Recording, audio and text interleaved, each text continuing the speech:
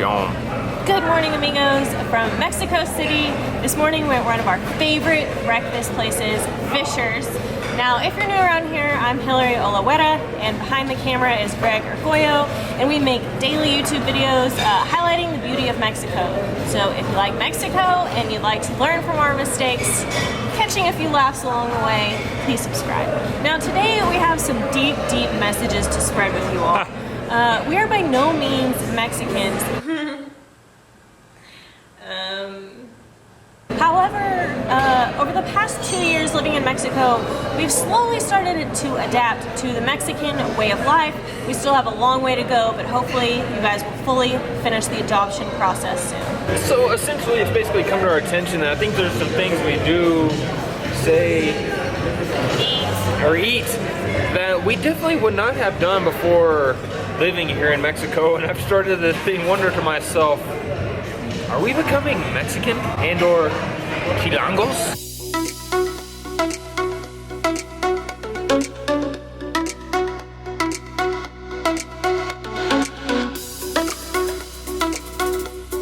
Fisher's was absolutely delicious. 159 pesitos. For both of us, pretty good. That's super good for the quality of food that we just had. But before we list any other things that make us feel like we're converting into chilangos, Hillary's gonna give us a list of a few things that they bring us back down. Oh, bring us back down to Gringolandia. Yeah. So the first is we cannot party like a chilango, like a mexicano, mexicana también. We can't hang. I mean, we were invited to our first party in Vallarta a year and a half ago, and we showed up at 8 because that's when the party was supposed to start. No one else even came until like midnight. We couldn't do it. The second thing is that we go to bed insanely early. Similar to the party, not only can we not party, we cannot stay awake. And I'm not sure if this is a gringo thing or it's like we're 80-year-olds trapped in teenagers' bodies, but either way, we can't stay up late. And the third thing is our eating schedule cannot adapt to that of a chilango. We eat dinner at like 4 p.m. Usually we're the only ones in restaurants, and if we make Mexico City look like it's uninhabited, it's because we eat dinner when everyone else has just finished eating lunch here. Yes. So a lot of places don't even start serving lunch until 1 or 2. Yeah. It's crazy. Now those are obviously just 2 or 3 things that make us. The list is long. Super gringos. The list is very long, but one thing that definitely makes us feel like we're converting into chilangos is walking everywhere. Now we've mentioned this before, but back in the States, well, part of the reason is in Dallas, at least, the city's not really built for you to walk. But if something here is a mile away, that's like an easy walk for sure. No Uber, no Metro, no Metrobus. I think we don't even consider it. Like if something's 3 miles, it's like, all right, let's just walk. But that would never happen in Dallas. That's like walking from Mockingbird Station to downtown. You never be like, you know what? Let's just walk. Let's just walk it. No, we literally used to like drive to the grocery store that was like 3 blocks away. What a waste of gas and time and energy. So I'm glad for sure that, and it's good for as much as we've been eating, as much pan dulce and chilaquiles con y sin mariscos as we've been eating, it's a good thing we walk everywhere. A few food and drink related items that let us know you're surprised. that let us know and let you know that we are slowly converting into Mexicanos y chilangos. Is number 1 is pan. Whether it's pan dulce or bolillos or whatever kind of pan. I didn't even like bread before coming to Mexico, and especially here in Mexico City, I'm addicted to this day stuff. or night, doesn't matter, full or not. Bring me dos bolillos para llevar. Para comer aquí. Sí, no importa. It's always, the funny, I was just thinking after Fisher's I was stuffed, had the chilaquiles, consome de shrimp, camarones. And I was saying, I could go for I could go for a good concha right now. We didn't. Maybe later off camera. Second thing, Weta, is yesterday we had a torta de chilaquil. What? Yes, this is the most chilango thing I can't even. It seems like a joke. It was absolutely incredible, and I'm sad that we just discovered this glorious so carb stuffed breakfast. It was just what you guys think, a bolillo stuffed with milanesa de pollo, chilaquiles rojos o verdes, y crema, onion. So delicious. Oh, it was incredible, and it is so Chilango. Thing number 3, and maybe this is something we loved before coming to Mexico, but we talked about it yesterday, is ice cream. Anytime we're out and about, there's any excuse to find or eat ice cream is readily available, and Hillary will use it at all times. If your knee hurts, ice cream. Little ice cream, little helado. Yeah. Next on the list is agua fresca. I have never seen a Mexican eating a meal without agua fresca. I don't know why. And we love it too, except for that now we're on an extreme budget. So the 18 pesos that the extra agua fresca costs, we take our bottles and scoop in the toilets. The one thing that we haven't really converted ourselves into is I feel like Mexicans love juice. Yeah. Boing, Jumex, and what's another one? I can't remember another one. The apple one. I can't remember, but you guys love juice. Yeah. I can't we need to work on that. I can't get on the juice train, but agua fresca I love. Now, 4th or 5th, we put hot sauce on everything now. Valentina, not the black, just the red, normal one. That used to be way too spicy for me. Now, if I'm eating shots of it. Yeah, if I'm eating chips without Valentina, take me to the doctor because something's wrong. Bread, we'll dip our bolillos in hot sauce. That's something I think we made fun of before in a previous video, was like joking, haha, Mexicans put hot sauce on bread. You're right. And like we were joking, but like, no, if you go to Biscuits Obregón, they bring hot sauce with their bread and it's delicious. Yeah. Next is micheladas. We had never heard of this. In fact, almost 2 years ago, we were in Vallarta wandering around and someone said, oh, have you ever had a michelada? And Greg and I are like, oh, enchiladas, yeah, we love those, Tex-Mex, eh? And I think they got a really great laugh. So micheladas are something that I would have never. Amazing. I don't even like beer. Yeah. And I love me a good michelada on a hot day. Or a cold day. Don't discriminate my days. I never would have had a michelada before. It just doesn't sound very good when you think about what all's in there. But, oh, they're amazing. Yeah, drinking just a beer by itself now. Lame. I don't drink much to begin with, but if I'm gonna drink a beer, I want some Clamato in there. Next thing on the list to becoming a Chilango or Chilanga is one has to be extremely brave. And we have a few very distinct examples of this. The first is the noises you may hear. Now, from the guys selling camotes to the pharmacies who have turned into clubs in the middle of the night. What about the pan dulce that we hear every night? Pan! That one? That one. That one.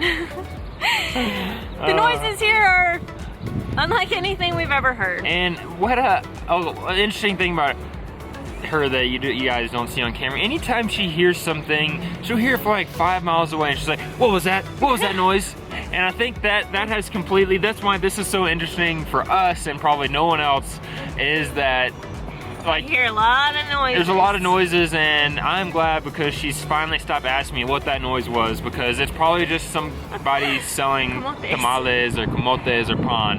Next up.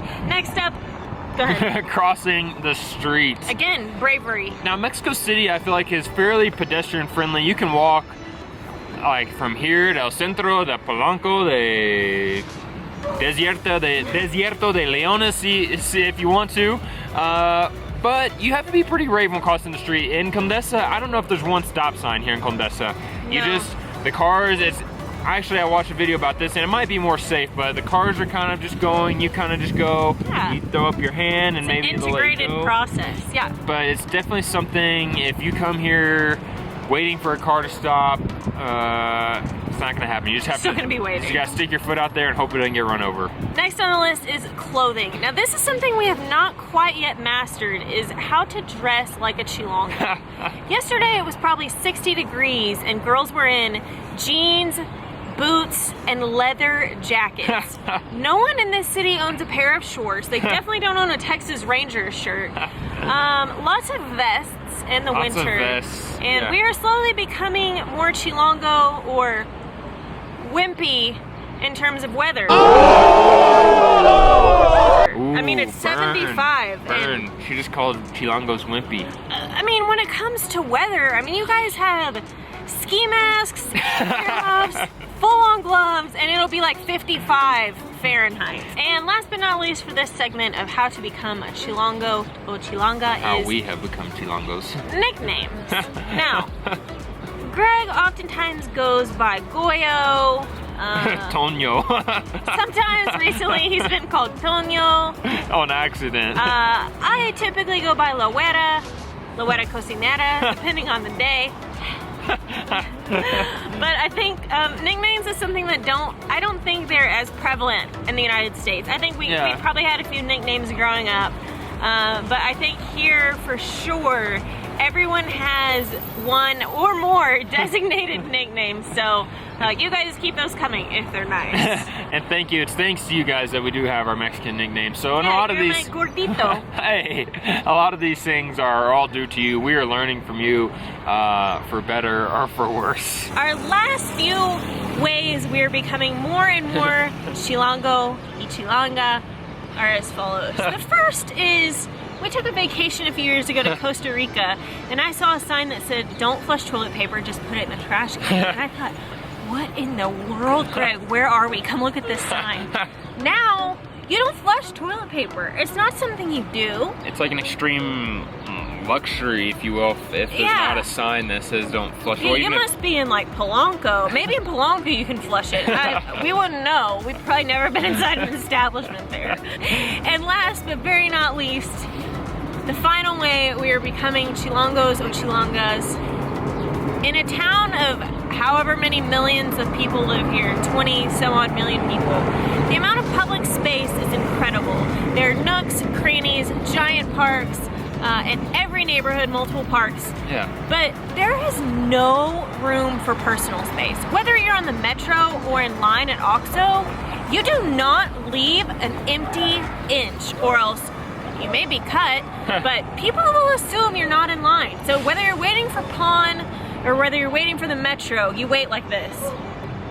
That's how we met, actually. And that's how we're mostly fitting into this Chilango landia. And that would be actually a tip for our gringos, or for people who are going to come visit Mexico. If you are in line, I mean, you don't have to be like crazy up on somebody, but if you're giving too much space, you're going to get cut. Yeah, it's assumed you're not in line. I don't think anybody's necessarily being intentionally rude, but I think it is just almost assumed you're not in line, or you're not enough in a hurry. So if you're in line at OXXO, the pharmacy, taco stand, I don't care if the guy next to you is 99 years old, if you're giving too much space, he will get in front of you and go past you. So that did happen to us. We happen to know from several instances of experiences, knowing and quickly learning that you don't give personal space, okay? And I don't know if that's a Mexico thing, or if maybe that's just a mega city, you know, like New York City or Tokyo or Ciudad de Mexico. But those are just a few things we have noticed that are peculiar about Mexico and or Mexico City. And I think really for the better. I think we are changing. We are attempting to adapt to the culture, and it's almost impossible not to, whether it's trying to avoid being cut in line, learning the language, or flushing your toilet, or flushing the toilet. These are everyday things that flushing the toilet paper. We flush toilets. That's an important word. These are everyday things that were strange to us before, but now are everyday normal occurrences to us. You guys let us know what else is super Chilango, because these are some things we thought of off the top of our heads, but I know that there are several instances throughout every day that we think this is super Chilango of us. You know what's super Chilango way? What? Es mi bigote way. Okay. I'm so sorry. Thank you guys so much for watching. I'm just proud that I've finally hit puberty, can grow a little facial. So subscribe to our channel, click the bell, that way you get notified. Cada vez. We post a video and we'll see you guys mañana. Ciao. Bye. Bonus. Hashtag bonus footage. One of the biggest things here in Mexico City is the public display of affection. Now this doesn't happen very often in this tiny village of 20 million people, but I happened to be kissing Greg off camera And 2 people that watched our videos came up, and I was mortified because this isn't something that's normal for us. But you know what? Now that I know that everyone else in Mexico City does it, but it's we're gonna not. have to work on that a little bit more. It's not like just kissing. I feel like it's like get a hotel room. Oh my god. It's well beyond any little. Okay, bonus footage. They say over. French kissing, but I feel like it should be Mexican kissing. No kidding.